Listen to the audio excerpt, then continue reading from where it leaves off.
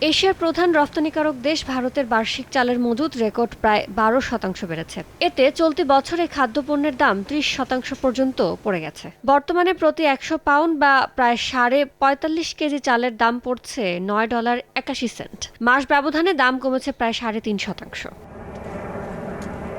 কৃষ্ণ সাগর দিয়ে শস্য রফতানি নিয়ে উদ্বেগ বিরাজ করায় ফের বাড়ছে গমের দাম। সপ্তাহ ব্যবধানে দাম 2.88% বেড়ে প্রতি বুশেলের দাম দাঁড়িয়েছে $520। তবে মাস ব্যবধানে দানাদার খাদ্যের দাম কমেছে 1.22%। আর চলতি বছর এখন পর্যন্ত দাম কমেছে 5.5%। চাহিদা বেশি থাকা বিশ্ববাজারে বাড়ছে বার্লির দামও। সপ্তাহ ব্যবধানে 0.20% বেড়ে প্রতি টনের দাম দাঁড়িয়েছে $25। তবে এই খাদ্যপণ্যের দাম মাস ব্যবধানে কমেছে 0.58%। আর চলতি বছর এখন পর্যন্ত কমেছে 5.30%।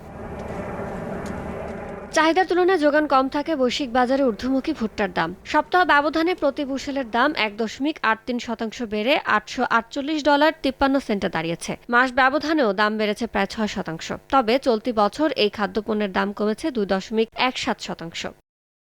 ইয়ানুর শিফাত, সময় সংবাদ।